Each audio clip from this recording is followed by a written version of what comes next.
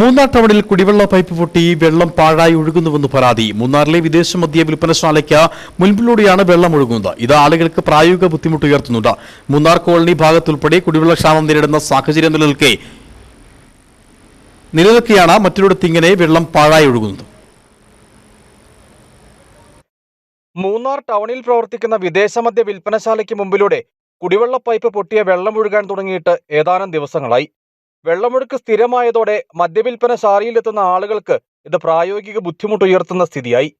മദ്യവിൽപ്പനശാലയിലെത്തുന്ന ആളുകൾക്ക് മാത്രമല്ല, വിൽപ്പനശാലയിലേക്ക് എത്തുന്ന ലോഡ് ഇറക്കുന്നതിനും കയറ്റുന്നതിനുമെല്ലാം പതിവായി ഇങ്ങനെ ഇതിലെ വെള്ളം ഒഴുകുന്നത് ബുദ്ധിമുട്ട് സൃഷ്ടിക്കുന്നു.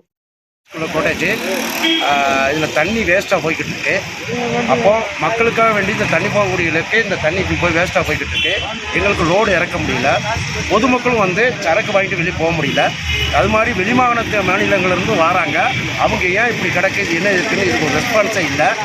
ஆனால் இது நீங்கள் சட்டபூர்வமாக நடவடிக்கை எடுத்து இந்த தண்ணியை பொதுமக்களுக்கு போய் கொடுக்குற மாதிரி, வேஸ்ட் ஆகாமல் ஆளுங்களுக்கு போய் சேர்ற மாதிரி இந்த தண்ணியை திருப்பி விடும்படி மிக தாழ்மையோடு கேட்டுக்கொள்கிறோம். സ്ഥിരമായി വെള്ളമൊഴുകി ആ ഭാഗം ചെളിക്കുണ്ടിന് സമാനമായി മാറിയ സ്ഥിതിയാണുള്ളത്. പ്രശ്നപരിഹാരം വേണമെന്ന ആവശ്യമുയർന്നിട്ടും നടപടിയില്ലെന്നാണ് ആക്ഷേപം. മൂന്നാർ കോളനി ഭാഗത്തുൾപ്പെടെ കുടിവെള്ളക്ഷാമം നേരിടുന്ന സാഹചര്യം നിലനിൽക്കൂടിയാണ് മറ്റൊരിടത്ത് ഇങ്ങനെ വെള്ളം പാഴായി പോകുന്നത്. പൊട്ടിയൊഴുകുന്ന കുടിവെള്ള പൈപ്പ് അടയ്ക്കാൻ നടപടി വേണമെന്നാണ് ആവശ്യം. News bureau, Adimali.